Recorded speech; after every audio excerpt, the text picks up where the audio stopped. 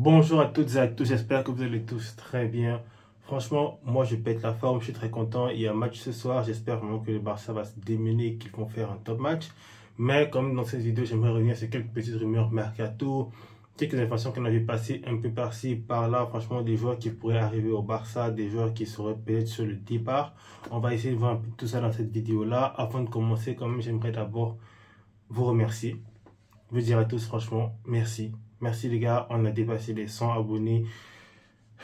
Franchement, ça fait du bien. Je sais pas quoi dire, franchement. Je sais que la plupart de vous seront dépassés parce qu'ils vont se dire, ah, ce mec-là, il a peut-être 100 abonnés, il est déjà en train de parler à la commu, bref, tout.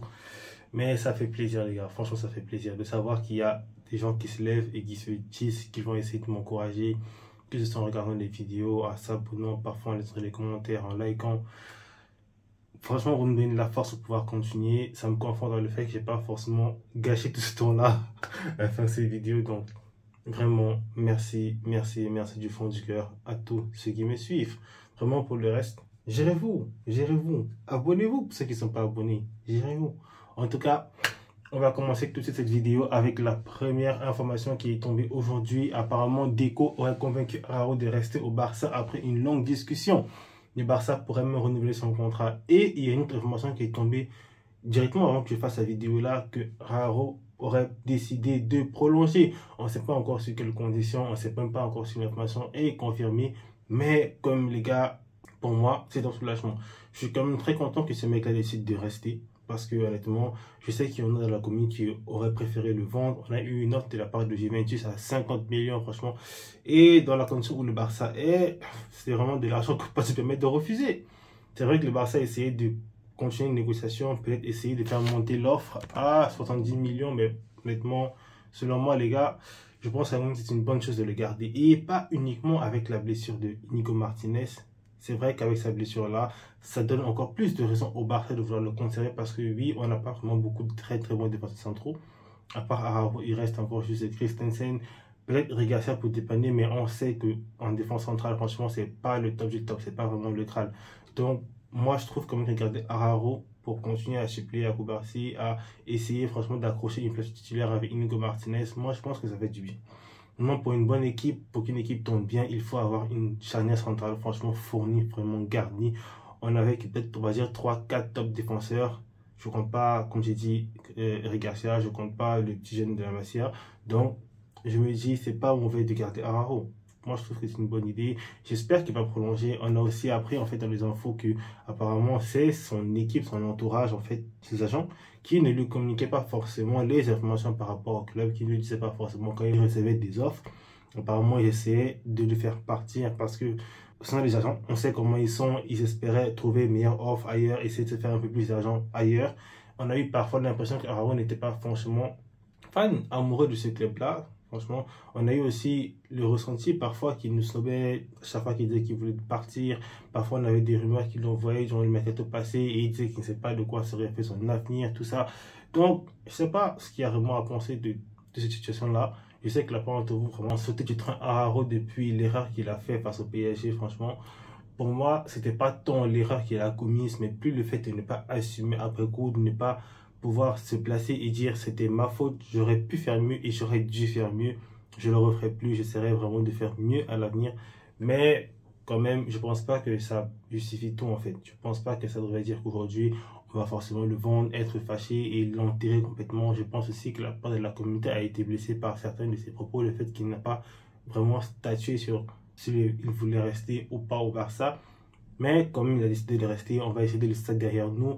On ne sait jamais, il peut décider de rester aujourd'hui et peut-être vouloir partir en été. Je pense quand même qu'actuellement, on ne peut pas se permettre de le laisser partir. On aura besoin de lui pour le reste de la saison. On va maintenant passer à la suite, le cas de Monsieur Rashford. Rashford qui aurait donné à Barcelone jusqu'au 15 janvier pour clarifier sa situation concernant sa signature, le 15 janvier qui est aujourd'hui. Et apparemment, sa priorité reste le FC Barcelone.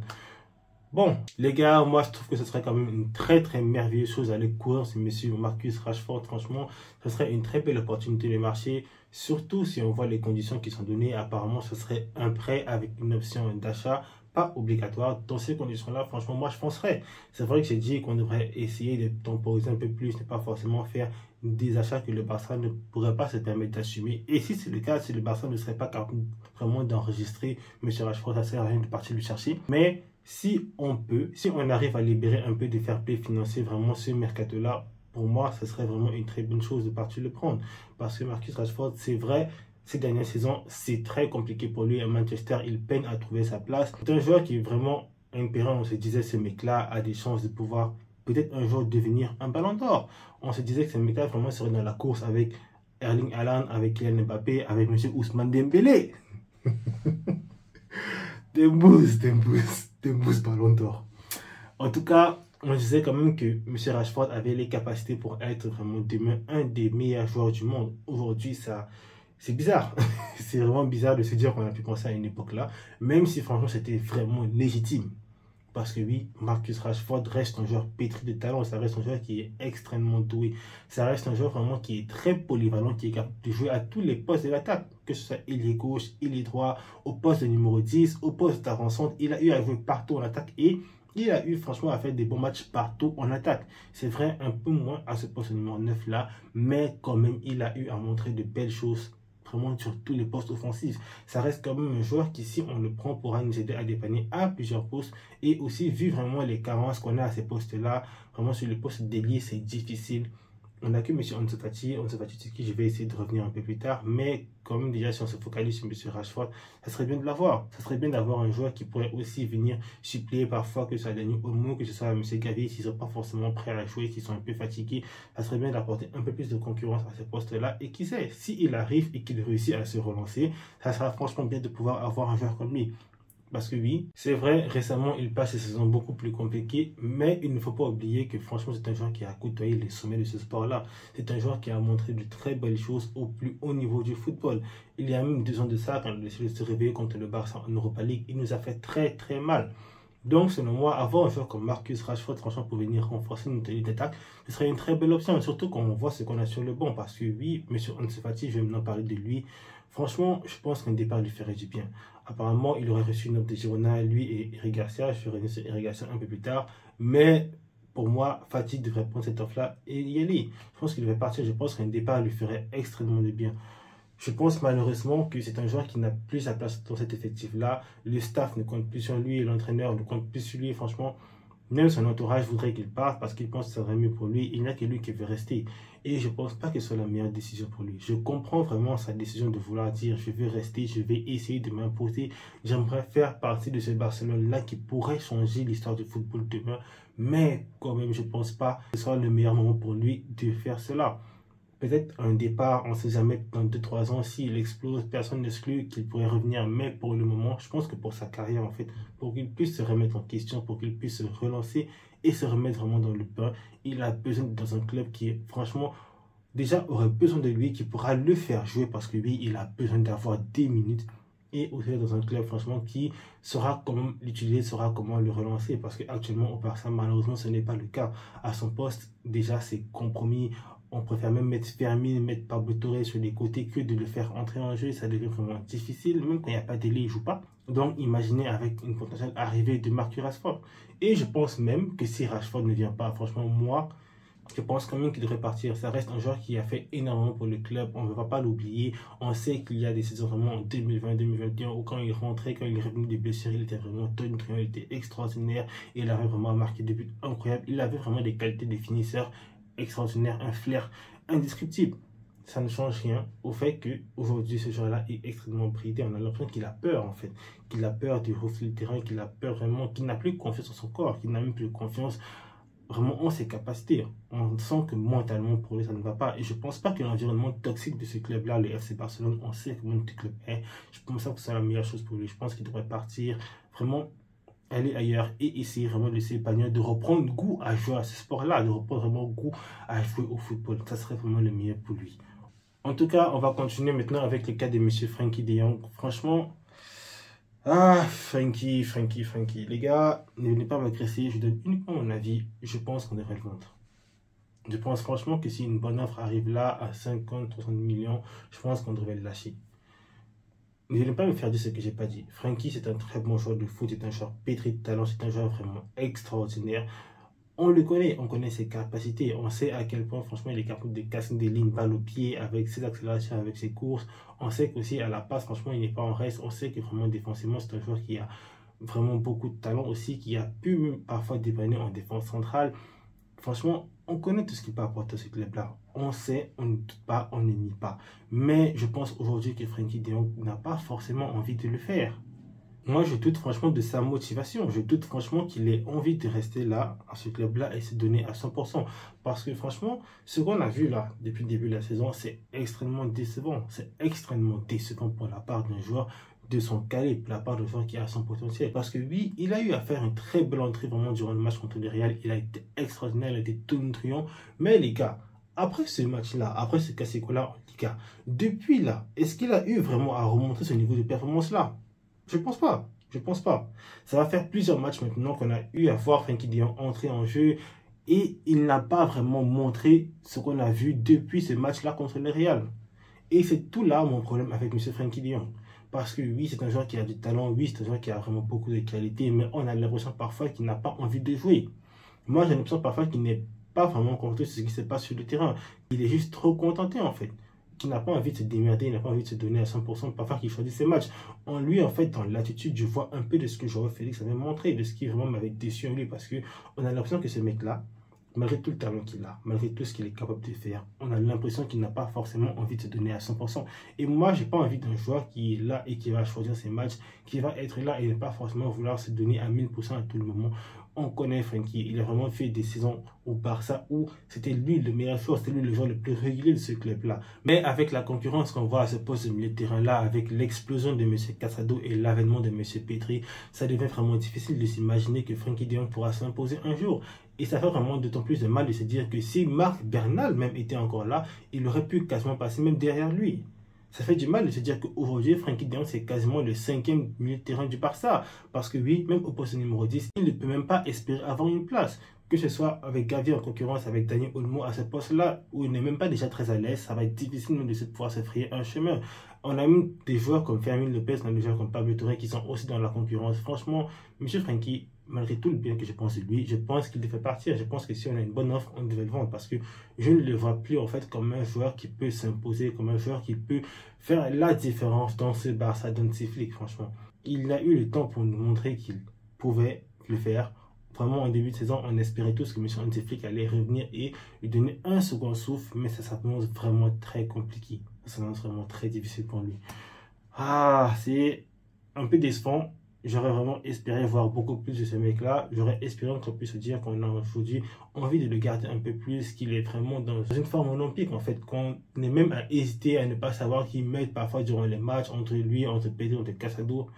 Malheureusement, ce n'est pas le cas, parce que si je demande à tout la première Barça, demain, si on a un gros match, si on a un autre classico, franchement, on peut être un Barça-Liverpool, qui sait, qui est-ce que vous voudriez voir au milieu de terrain, au double pivot? Je pense que personne ici n'appellera Frenkie de Jong. Je pense que tout le monde va dire Pedri, Casado. Même au poste numéro 10, les gars ont pensé premièrement à Dani Olmo et à Gavi avant même de s'imaginer mettre Frenkie de Jong. Donc, je pense qu'il ne peut pas rester selon moi. Je pense que ce serait mieux qu'il parte, qu'on ait un peu d'argent, mon gars. Au moins, qu'il parte et qu'il fasse un peu de bien dans les caisses financièrement du club. Ça pourra aider, c'est vrai, c'est pas ce qu'on espérait au départ. Mais voilà, quoi. Voilà. En tout cas, la dernière chose sur laquelle j'aimerais revenir durant cette vidéo, c'est le cas de M. Andreas Christensen et Eric Garcia. Parce qu'on a appris qu'avec la décision de M. Araujo de rester, Eric Garcia et Christensen pourraient se retrouver sur le marché des transferts, pourraient être vendus durant ce mercato d'hiver ou peut-être même durant le mercato d'été. On sait aussi que M. Eric Garcia a reçu des offres de Girona pour partir durant cet hiver-ci. Franchement, les gars, moi, je garderai l'un des deux. Je penserais même plus à garder un Christensen. Je pense que si on a une bonne offre pour Eric Garcia, on devrait peut-être le laisser partir. Lui, c'est un joueur qui a eu à montrer de meilleures choses durant cette saison que durant son premier passage. Il n'a pas été bon durant son premier passage. Il est parti à Girona. Il est arrivé là-bas. Il a pu s'imposer, trouver une bonne place, pouvoir vraiment se frayer une place dans cet effectif-là. Il a fait une belle saison, il est revenu et c'est vrai que cette saison-ci, il n'est pas tout le temps titulaire, mais les peu de temps qu'on a eu à le voir, il a montré un peu plus de choses qu'il avait eu à nous montrer durant son premier passage. N'empêche, je pense pas quand même que ça soit suffisant pour se dire qu'aujourd'hui, il peut s'imposer. C'est vrai qu'à un moment, je me disais que ça serait peut-être bien de le garder, surtout sur le milieu de terrain. On avait besoin d'un joueur pour venir dépanner à ce poste numéro 6 là. Mais je sais pas si franchement, ce serait une bonne idée de le conserver si on avait une bonne offre. Parce que oui, je pense qu'on devrait peut-être se pencher un peu plus sur le cas de M. Christensen. Christensen, lui, on sait aussi qu'il est capable de jouer en défense centrale et aussi à ce poste numéro 6 là, il a eu à nous montrer au Barça. Et c'est un joueur qui, selon moi, a prouvé vraiment beaucoup plus qu'Eric Garcia. Déjà, durant la saison où le Barça remporte le titre, il a été extraordinaire. Vraiment, toute la saison, il a été fabuleux. Et je pense même que durant la saison passée, il a fait beaucoup de bien. C'est vrai, il n'a pas tout le temps été là, il a été très souvent blessé. Mais quand il était là, il a quand même fait du bien. Il a apporté vraiment beaucoup à ce club-là. Et je pense quand même qu'il a montré plus de choses vraiment qu'Eric Garcia pour pouvoir prétendre à une place, même sur le banc, pour pouvoir rester et entrer parfois dans les matchs, pouvoir donner un peu de temps de repos, que ce soit à Cubarsí, que ce soit à Araujo ou à Inigo. Je pense qu'il a même plus de chances de pouvoir s'imposer, de pouvoir donner une plus grosse concurrence à Araujo, à Inigo Martinez, même peut-être à Cubarsí, qui sait. Il a plus de chances, selon moi, de bousculer cette hiérarchie-là qu'un Eric Garcia. Je pense même qu'il peut apporter énormément plus. Donc, pour moi, voir Eric Garcia partir durant ce mercato hivernal, ce ne serait pas vraiment la chose la plus folle. Pourrait rapporter un peu d'argent au club, ça pourrait aider le club à essayer vraiment de continuer à maintenir cette situation financière un peu plus stable. Donc, un départ d'Eric Garcia, pour moi, ne serait pas exclu. Bon les gars, je pense que j'ai fait le tour durant cette vidéo, ça va être tout. On va se retrouver ce soir pour le débrief du match du Barça contre le Betis.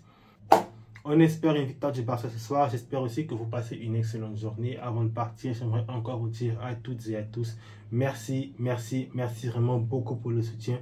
Vous êtes des cracks, les gars. Vous êtes les meilleurs. Vous êtes les vrais génies. Moi, je suis là pour faire des bruits dans vos oreilles, pour bavarder, pour vous déranger. Mais vous êtes les vrais génies. Sans vous, il n'y a pas de voix. Il n'y a pas de chaîne. Donc, merci encore tous pour le soutien. Franchement, pour ceux qui ne sont pas encore abonnés, qu'est-ce que vous attendez? Abonnez-vous. Abonnez-vous. Vous voulez quoi? Vous entendez quoi? Partagez la vidéo. Likez. Commentez. Donnez vos avis. Quand même. Gérez-vous. Gérez-vous. En tout cas, les gars, merci à tous. On se retrouve ce soir pour le débrief Visca Barça.